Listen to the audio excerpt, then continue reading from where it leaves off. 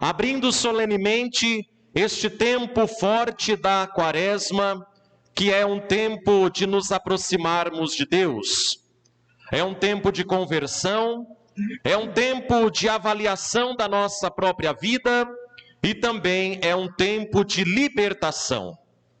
É um tempo favorável que nos prepara para a Páscoa, a maior festa do cristianismo.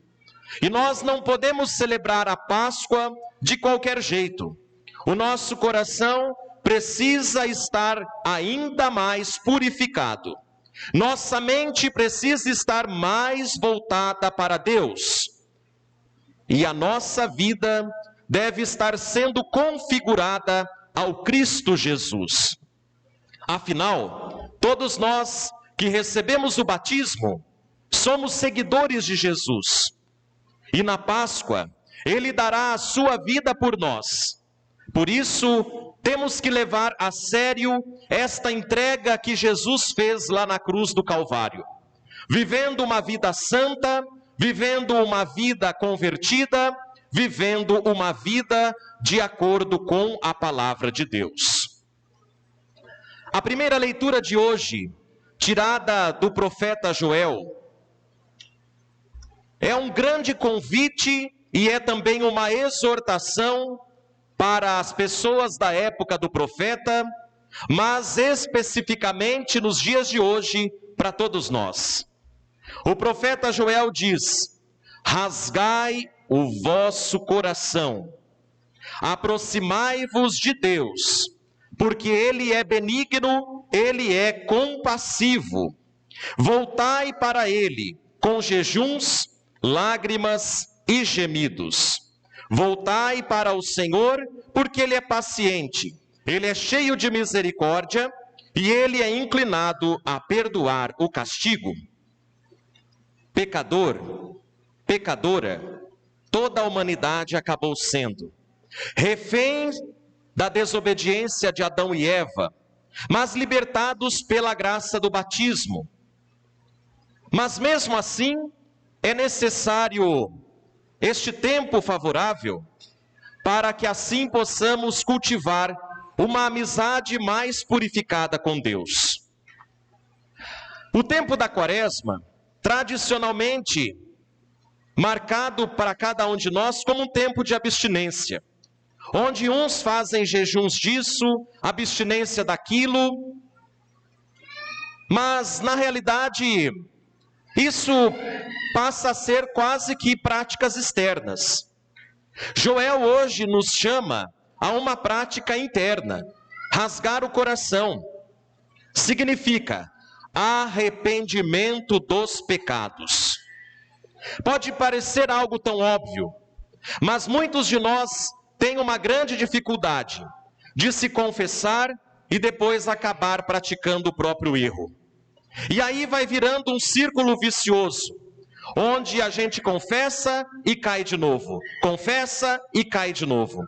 E aí no final a gente vai se cansando, e a gente se pergunta: o que adianta então a confissão? Hoje Joel responde para nós: rasgai o coração. Não vivamos na superficialidade, não vivamos apenas da boca para fora, não vivamos apenas tentando, mas vivamos de coração aberto, desejando uma tremenda mudança de vida. A mudança de vida acontece quando nós abrimos o coração e recebemos de Deus a graça.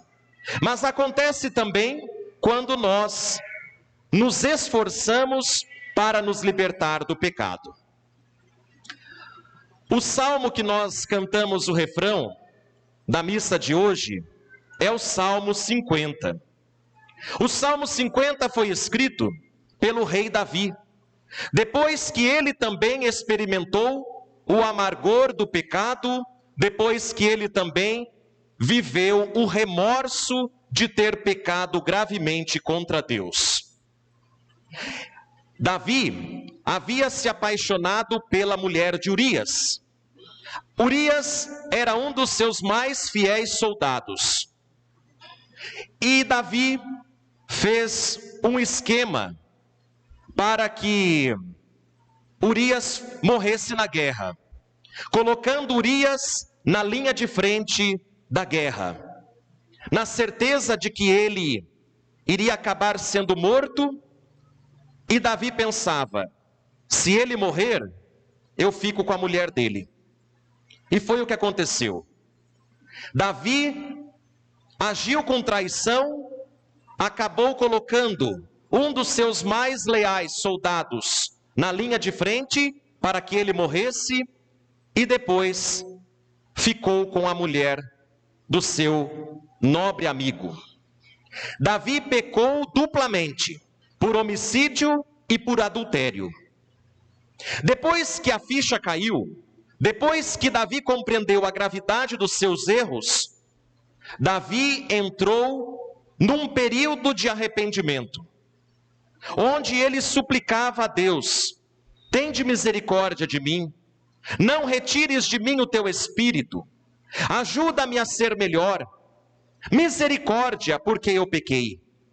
Então surge este Salmo 50 como uma oração de um homem arrependido de seus pecados. Todos nós também já fizemos esta experiência em algum momento da nossa vida, onde nós choramos os nossos pecados, viemos até a confissão arrependidos.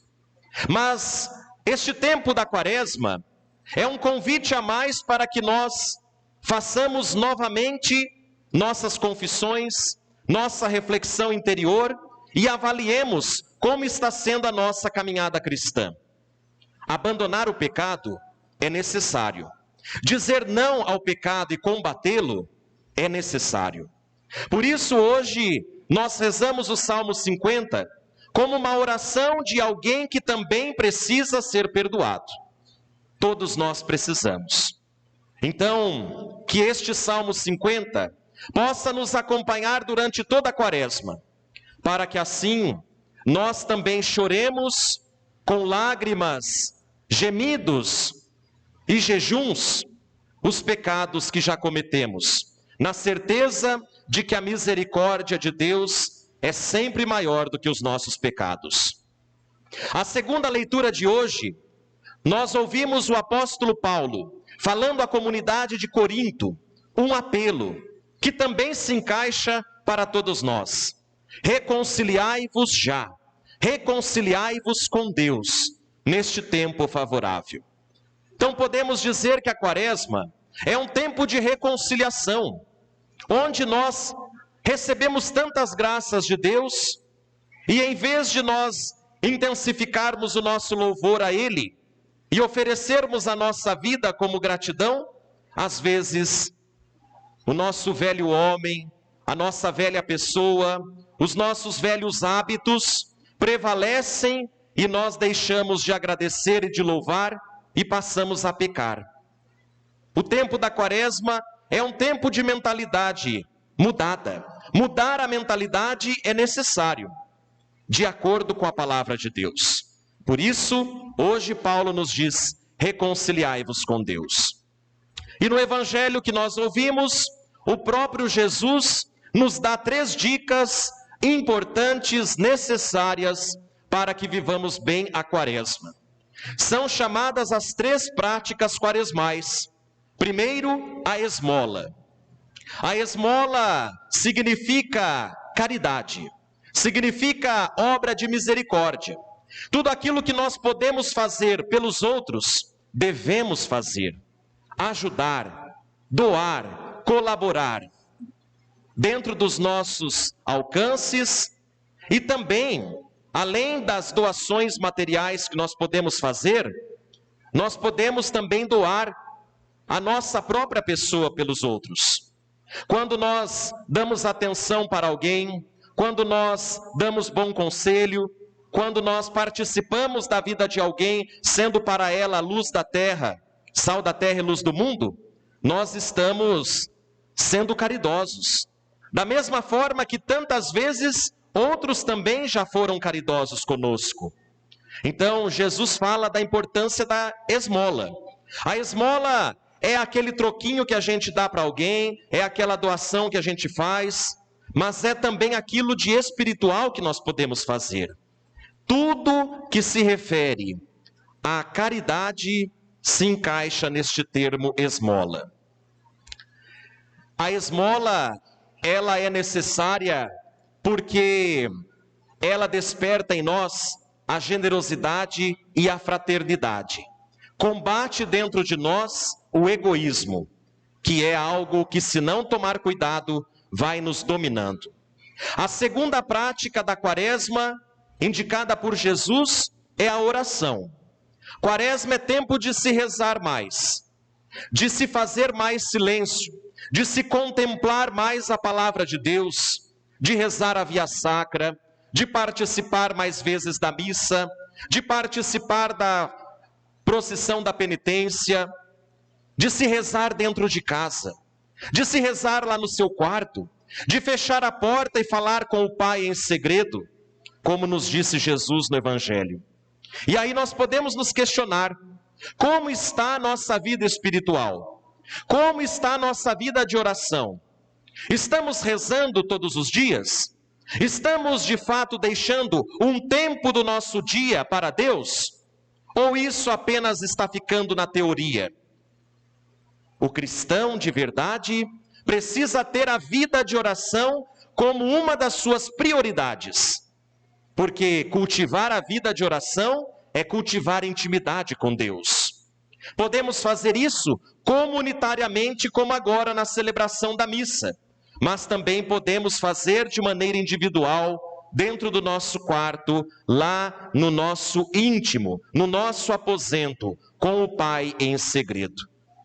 Segunda prática da quaresma, oração. Intensifiquemos nossa vida de oração durante este tempo, para combatermos o demônio. Terceira prática que Jesus nos dá é o jejum. O que é o jejum?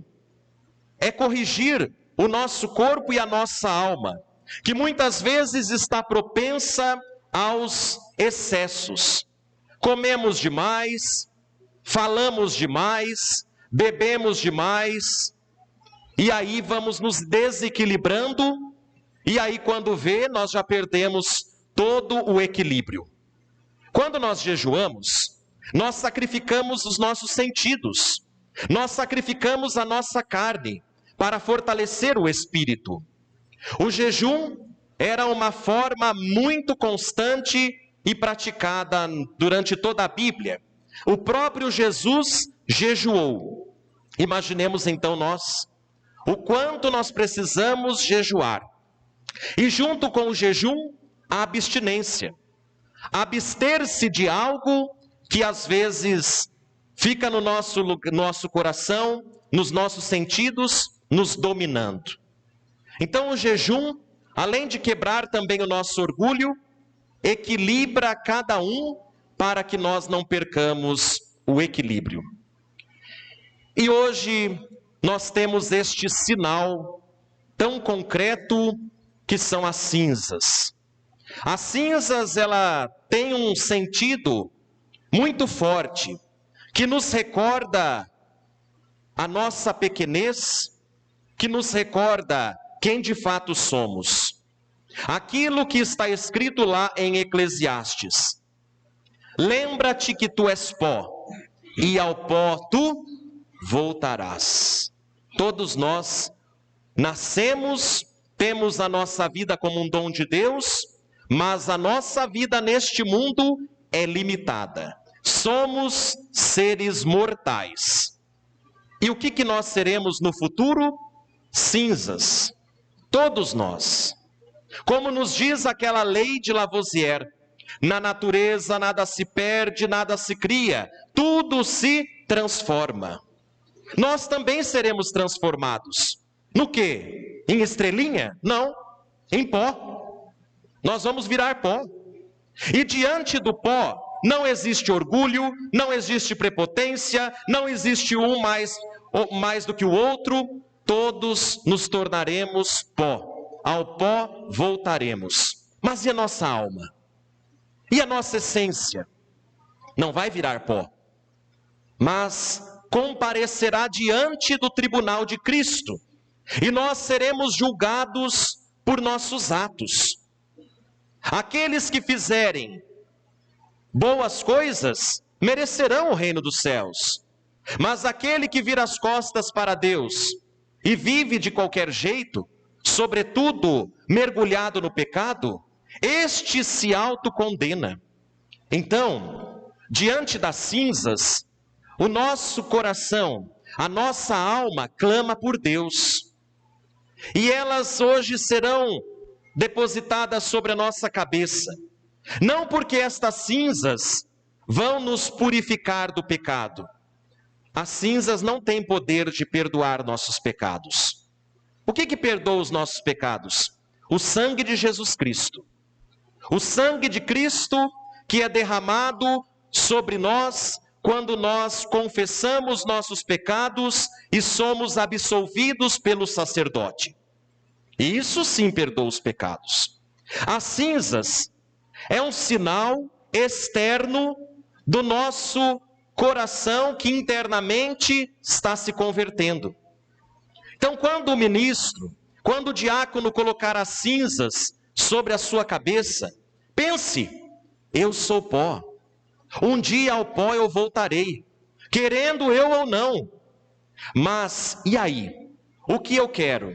Eu quero Deus. Eu quero estar com Deus. Eu quero ser unicamente de Deus, já neste mundo e lá na eternidade. Então, as cinzas hoje é um recadinho de amor de Deus para cada um de nós, que nos diz: filho, filha, vem para mim. Se converte, rasga teu coração, se converte ao teu Deus. É este o símbolo das cinzas hoje. A cinza não é uma magia, onde você coloca ela na cabeça e diz: pronto, agora eu já estou santo e posso tocar minha vida. Não, é uma mudança de vida, é um desejo de viver bem a quaresma, é um jeito de refletir sobre a tua própria vida de acordo com a palavra de Deus. Então hoje, quarta-feira de cinzas, com certeza a maioria de nós aqui fez o seu jejum, fez a sua abstinência, estamos nos preparando espiritualmente para a quaresma, e as cinzas é um marco da nossa caminhada. Que as cinzas, elas permaneçam em nossas cabeças durante toda a quaresma. Não fisicamente, porque depois nós vamos lavar a cabeça e ela vai se escorrer. Mas espiritualmente, ela permanecerá aqui sobre nós, como um gesto de que nós queremos viver bem esta quaresma, para que assim possamos viver bem a Semana Santa e a Páscoa, onde nós renovaremos a nossa fé em Jesus, nosso Salvador. Que tenhamos uma quaresma abençoada, que tenhamos uma quaresma fervorosa, que tenhamos uma quaresma que seja de fato renovadora, que ela renove a nossa vida espiritual. Por Cristo nosso Senhor. Amém. Vamos